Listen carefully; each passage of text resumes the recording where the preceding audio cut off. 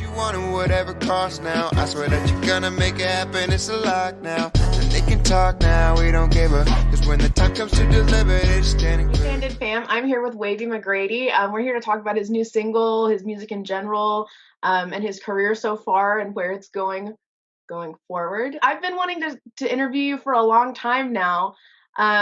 And I think like many other people discovered you through your TikToks when you were doing the Jim Halpert impersonations, which are spot on, by the way. They're really good.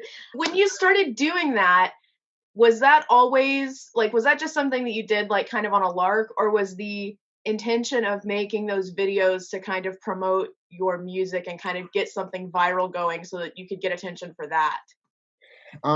Honestly, I wasn't really like the biggest fan of social media. I was in like high school, and then I graduated, and around then I was kind of like, all right, I'm pretty much done with Instagram. I'm not posting. I don't really care about seeing posts or anything. Like, I probably would have deleted it if it wasn't for this, with that like perspective. Now, anytime I go on, it's usually just for inspiration or looking for something that I can do or post. So, to answer your question, it's always just to promote. I'm doing anything that I can just to get more people to see, and then hopefully I can funnel some people into my music. Whenever I cut my hair, my mom and in high school and everything, people would always tell me I looked exactly like Jim Halpert and like acted like him. So then I was just like, I saw some girl with the audio that I used first, and this was like this time last year, like almost exactly a year ago, and I just put on the shirt and tie and then just like filmed it, and I was like eating dinner and I didn't expect it at all. My phone was blowing up. I was like, what the hell is going on? It was crazy. That's awesome. Yeah, the first time I saw it, and like I only do Instagram. I'm not a huge fan of social media, but my friend had been like sending me links to TikToks, and Yeah. she was like, please just download it so that I don't have to send you links. And it was like one of the first things that came through my For You page, and I was like, oh my God, this is spot on. Like your mannerisms, you've got the face down and everything. That's really cool. Yeah, you really nailed it. And then I found out that you make music, and I was like, oh my God, I have to like find out more about this guy. This guy's so insanely talented. How long have you been making music? I started in like elementary school. I was really into like the Beatles then, and around like 5th or 6th grade, I would just like rewrite some Beatles songs. Like I would just put my own lyrics to them, and then I would like make songs for like school projects as like a joke.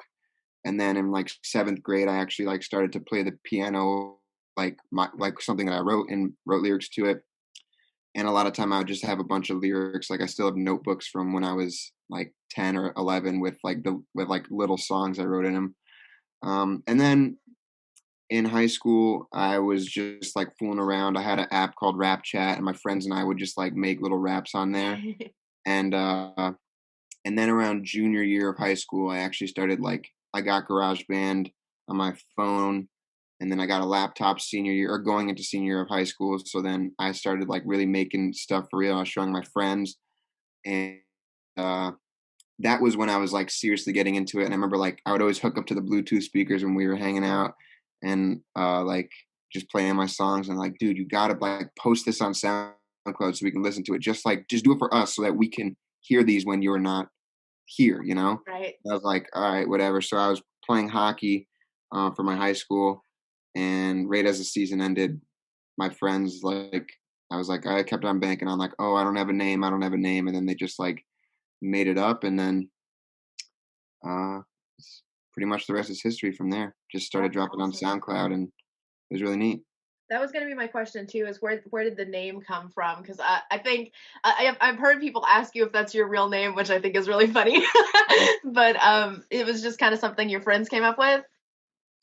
Yeah, there's a deeper story behind it, but I don't really tell anybody that. I like to keep that a mystery. But it Oh, was pretty okay. much, I had a couple other names on the docket. Macaroni Tony was one. Chef Boy RD. I Great. like spaghettios a lot, so that was gonna be like I was like, oh, Chef Boy RD would be sick. I There's like how just these are all lunch based. These are just definitely. pretty much just a big lunch guy. So yeah, they came up with it, and then um, my friends were like, I didn't want anybody in my high school to really know about it, and then they would just like post it on like we had a class that the whole high school took, so it had like 500, I'm sorry, the whole senior class took, so it had like 500 people in it on like a Facebook group. Oh my God. They posted a link in there, and one night we were drinking, and I was sweating, I was freaking out because I was like, oh my God. But then like everybody, I came into school the next day, everyone was like super hyped. They're like, dude, that's so lit. I was like, thanks, man. That's awesome. So, do you still do all of the recording and production for your music? So you're still like, are you doing this all in your house? Yeah, right here. Open wide to see. Do you have any room for someone like me? Well, we'll see. I'll take it slowly. Now my cigarette is getting low. Okay. I just got this new Sweet. Alcatron PF8 just to like keep just for like noise dampening and everything, and then I just use my little Alesis. Oh, And, wow, great. I mean, yeah, and then I also got my guitars right there, and then I got a bass guitar, and then yeah, so that's pretty much it. I just make all the beats and just I just have them lined up, and whenever can't work on one, I feel like I'm stuck, I just go to a different one with like a different genre. I feel like it's like I don't really know how people are able to work when it's not like that, you know, like I feel like if I was tied down to one genre, I'd have a very hard time keeping it Yeah, and unique. that's what I was gonna say. Is I listened through most of your catalog this week in preparation, and I could not box what your music is, and it's a little bit of a departure from what I normally delve into because I'm big into indie and like classic Yeah, rock and rock and roll. totally. But I do enjoy, laid back like R&B, and you've got like R&B vibes, you've got like almost vaporwave in some songs, and then just like lo-fi, and it's all just an amalgamation of just different vibe, low key, just like when I'm keyed up, sometimes I put on one of your songs, I'm just like, oh, it's like, That's so oh, cool. it's so Oh, thank you. chill. Like Oh, thank you it's so much. great. It's definitely like I need to like put my feet up and like drink something warm music. Yeah, yeah, Which I really enjoy. And yeah, I agree with you. I don't know how people, there are some artists and some bands that like they hyper fixate themselves on one micro genre and like all they make is well within that. And I don't know, it just seems like it would be hard to do. yeah. It does. It really does. I have a career goal for myself. It's a lofty one, but I would like to get on the top 100 for like every genre that I possibly can. Yes. I think that We're that would be speaking this into existence. I'm yeah, I'm putting yeah. the vibe out there. I think it's just so much fun because like I'll just like hear something that a friend plays me or something like that, and then I'm like super into a different style of music, and then I don't know. I feel like I'm just inspired pretty easily. So I hear one thing and I'm like, oh, I think I can do that better, and I give Yeah. it a try. I was thinking earlier when I was looking at my Spotify like top 100 or whatever, and it was telling me I discovered like 290 genres this year. And so there's like those memes going around like somebody tell us how many genres there are. Yeah, yeah, So and there's so weird and like hyper specific. But yeah, if you had to take your music and call it one genre, like, and you can use as many words as you want because Spotify comes up with some really weird ones, but if you had to invent a genre name for what your music is, what would you call it? Hmm. That's a really good question. Honestly, oh boy, I don't even know. I don't know. What do you think you would call it? Like I said, I think it's like garage slow jams Ooh, passes the vibe check I like this. music. I like that a lot. That's a That's good what one. I would I like call that. it. Well, that's what it's called then. All right, I'm down with that. We're gonna submit that to Spotify, and it's gonna be in my top 5 genres next year. Spinning in circles.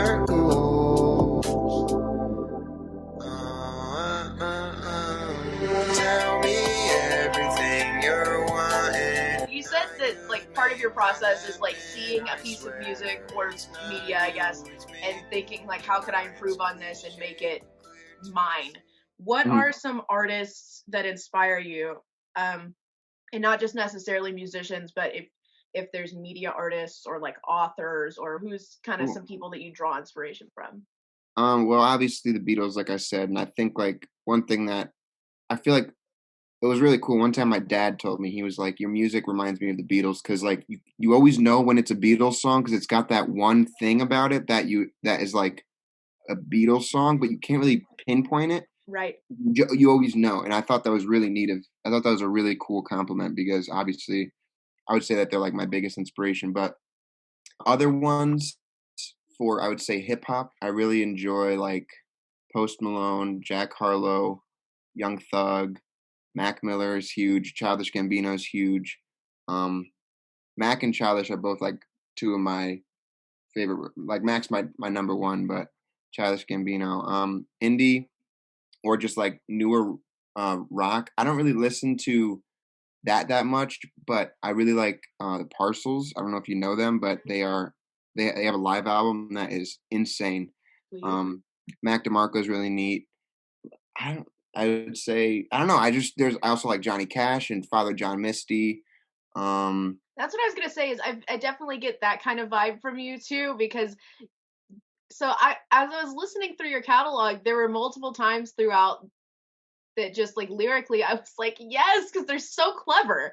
And you know, like I said, it's got such a like relaxing and low-key vibe, but when you like actually listen into like what some of the songs are about, they're very clever. Some of them are very snippy and kind of like pointed, like, you know, like which is something I really admire in lyricism and poetry, is like I can tell this song was written at someone, you know, which I really like that in a lot of your stuff. And that is reminiscent of, you know, some of the aspects of like Johnny Cash and people like that, where it's like, you know, maybe not abundantly obvious at first, but when you kind of dig into it a little bit, you can really Mhm. start to see how clever the song is, which Oh, is what something I admired about your work a lot. thank you very much. It's very Mhm. nice. Yeah, absolutely. If there was one artist you could collaborate with, living or dead, so like anyone of all time, who would you choose? Oh, brother, It's hard. It's a hard question. so hard.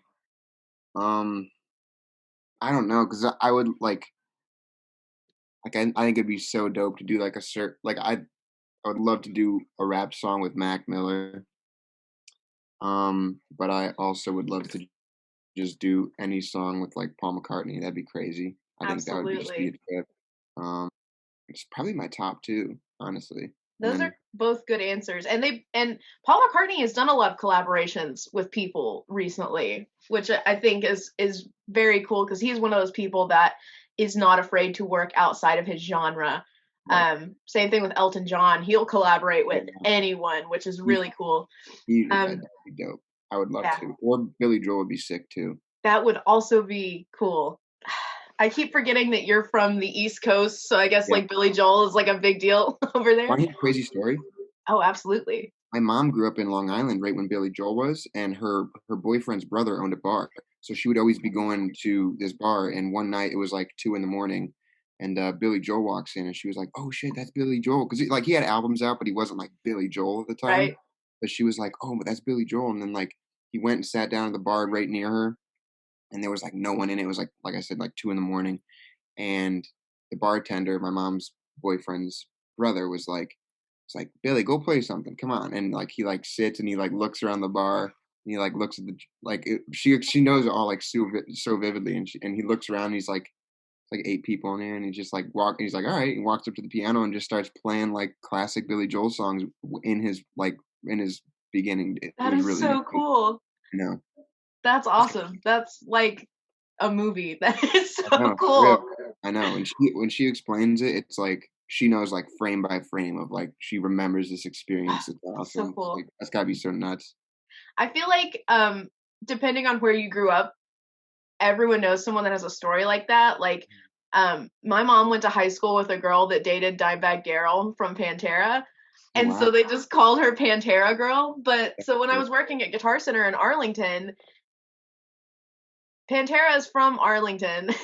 So like Mhm. every third biker dude that came in that like had the sleeves ripped off of his shirt would be like, "Man, one time dime," and they like so Yeah, they started they calling all them got it. one Yeah, time dime stories, and that's so everyone funny. had one. Every Yeah, single person that came in was like, "Yeah, I used to play pinball with dime," when I was a kid, and it was like that's half of them are made up, but crazy. they were. It's so cool the way that people kind of rise to a legendary status like that, Mhm. and our interactions with them become the stories that going forward are like, oh my god, I can't believe that Yeah, that happened. it's super neat that some people, like, they kinda they're like, "Alright, I'm gonna remember this, like, because this person Right. actually has some potential," and, like, they kind of feel the history being made in the moment. It's really nuts. Yeah, I agree. We go through our lives and we don't think about anyone that we interact with could be Billy Joel. Yeah, yeah, So yeah, you're right. right now you're a college student, right? Mhm. Full time. And then I guess you also do music full time, Mhm. basically, right? I mean, you Yeah, guys you do music like you just put out like a whole album with like 20 songs on it last year, right? yeah, that's a Yeah. mistake. So if so aspirationally, I guess, if you didn't want to be a professional musician, like when this is basically the quintessential what do you want to be when you grow up question. But if it wasn't a musician, what would you want to do? Oh, I don't know. I'm taking next semester off because I don't really wanna do online classes. Feel My that. grades weren't as good. I was getting worse grades, so I was like, "I'm paying for college," so I was like, "Screw this. I'm just gonna wait till it's in person," and this also gives me a time to, like, I'm just gonna go to work and then work on music as much as I can and just, like, really put money into this and just hopefully I don't have to go back to school. Um, That's basically what so I'm doing. So yeah, props to perfect, you. perfect. Yeah, but that's if I had a different job. I mean, my major is digital marketing and analytics. So, I guess just like marketing, manipulating data, branding, stuff like that, I think would be nice. I think it'd be cool. I really like, I just think analytics is cool and like mathematical optimization and stuff like that. And, also marketing because that was like my main thing. But then I was like, okay, I need something that'll make money because anybody can color in a logo or something like what I'm saying? It's not that Right, right, simple, right. but you know what I'm saying? Like, it was Yeah, like, yeah, there's a lot yeah. of people go for marketing, so I figured I should do some math stuff in it, and, um, that wasn't really my plan coming out of I was just gonna do something, like, easy coming out of high school because I was just always goofing off in high school, and I'm the Right. youngest of 5 kids, so I know, like, how easy life is in high school versus, like, Right. the responsibility and preparation you need once you get to college, so I was like, "I'm just gonna live it up in high school and Right. just have fun and then take it serious when I got to college." And I used to, like, struggle hard in math, and I realized, like, once I stopped talking to people in class and, like, actually listen, it was so easy. I was like, "This is insane." So I started to actually really like math, and that's why I got into the analytics part, and it worked out nicely because I can like, I have to learn the math, but, like, the creativity comes easily, so I think too though, like, and this is something 'cause I had the same experience. Like I hated math. Um, but when you realize that music is math, mhm. I think it like you're like, oh, Yeah, it makes yeah, it like this doesn't definitely. have to suck. And it's weird to think of it like that, but truly speaking, I mean the way that you have to build chords and pitch Yeah, control is all sure. math. Um, and I think that applying math, like applying music to math was like is the only way that I can make it tolerable Yeah, for absolutely. myself. Yeah, I know what you're saying. That's like my dad always told us, at the kitchen table when we weren't understanding math while we were crying. He's like, "Math is art. It's art." It's because he was doing graphic design and he got a degree in that, so he was like doing drawings and everything. And he realized that that didn't make any more, so he went back to school later on. Right. But Yeah. yeah, so that's like we get a lot of creativity from him, and he tries to explain stuff in that way, but sometimes it doesn't click. And also with Spanish, like, I was in low Spanish, and That I was always just me in bank I was always Spanish like too. I was always telling my parents, I was like, "Oh, like, I understand music pretty well. I don't even read music well, like, I don't know any notes on a guitar neck or anything, like, I'm just guessing the whole time." I do know on the piano, but, like, if you give me, like, sheet music to read, I have to sit there and, like, just takes me hours, like, I'm so bad at it. So I don't know. Maybe I'm just not a proficient language aficionado. But if you weren't crying at your kitchen table at least once with your parents trying to teach you the old school way of doing math or something, you didn't go to school. That's so true. Okay, well, to wrap it up, these are like the two hardest questions I like to ask in interviews, and it makes everyone sweat when I talk this. Yeah. So, what was the top 3 albums or singles, just like pieces of music that got you through 2020? hmm And then if you had to pick one album that was going to be like your, Castaway Deserted Island album, what would you choose? Okay, so the top 3 songs of 2020, if I had to pick, not in no order, maybe I'll Yeah. do 5 if I just keep thinking You of them can, real quick. yeah, you can do 5 if you want. I would say Folsom Prison Blues by Johnny Cash. Bill Bailey, the live version from Sam Cooke's Live at the Copacabana. Yes. I love that album. It's amazing. I would probably put TP's 1 through 12 by Father John Misty in there. What's the Use by Mac Miller? I would probably put in there. I can't remember if that was 2019 or 2020, honestly. It's all a blur now. We'll count it. And honestly, Jack Harlow's album, the very end of 2020, but it's a sick album. I'm really into that right now. I've been listening to it a ton. It's like really R&B and rap, but Yeah. I really enjoy that. And my Desert Island album. Oh my God, that's insane. It's so hard.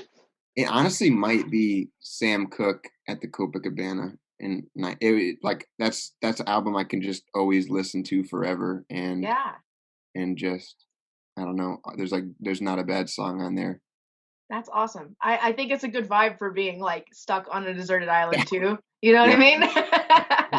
Yeah. You're just like cracking coconuts with a machete and just like You need something to unwind, so why not? Yeah, absolutely. Well, awesome. Hey, thank you so much for giving us your time and talking with us, and for doing the takeover a couple weeks ago. We really enjoyed that. And we're looking forward to seeing new music from you and collaborating with you, and hopefully one of these days I will be interviewing you for your 5th genre in the Billboard Top 100 as your breaking records. So thank you so much, and we'll talk to you again soon, hopefully. Yeah, thank you so much. You're a great interviewer. Thanks. And I've been working so hard this whole damn year. It feels so sweet to finally be standing here.